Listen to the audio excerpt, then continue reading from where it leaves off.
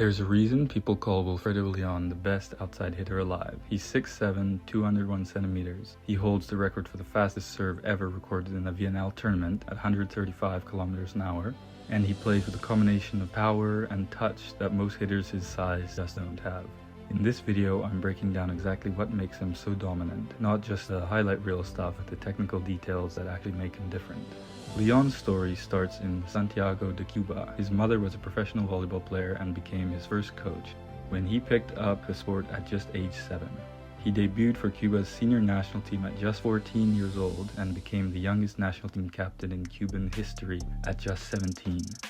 That early exposure to elite volleyball is part of why his fundamentals look so clean even now. He's been training at a high level since before most club players even start.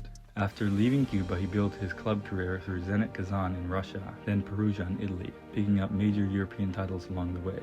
In 2015, he received Polish citizenship, and by 2019, he was cleared to play for Poland's national team, a transition that eventually led to an Olympic silver medal at the 2024 Paris Games.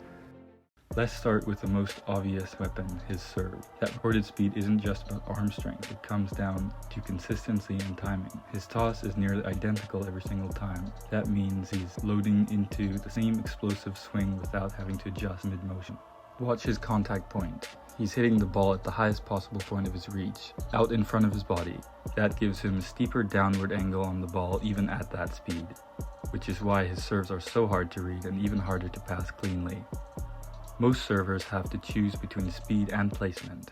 Leon doesn't really have to make that trade-off because his mechanics are repeatable enough that he keeps both.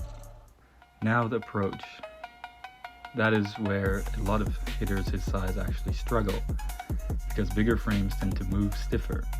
Leon doesn't have this problem.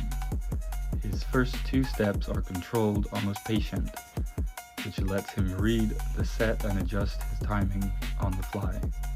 It's only his last 2 steps, plant, that he actually explodes. This slow to fast rhythm is what lets him convert his approach speed into vertical lift instead of just running through the ball. And because he's not rushing early, he got more time to see the block and decide where he's going to put the ball, instead of just committing to a swing before he knows what the defense is doing. Here's the part that actually separates him from other hitters, his size and shot selection. A lot of tall hitters rely purely on hitting over the block, using height as the answer to everything. Leon doesn't play that one-dimensional.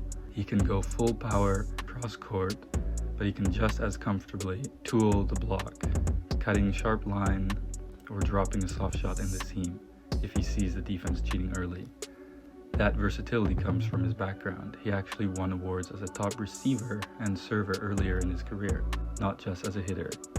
Playing multiple roles at a high level gives him a better read of the game as a whole, which shows up in how he discusses his shots.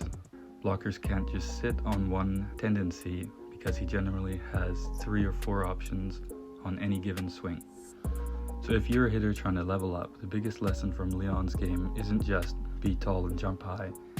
It's patience in the approach, discipline in your toss and contact point if you're serving big, and building enough touch in your game that you're not predictable. Power gets you noticed, but versatility is what makes you harder to stop.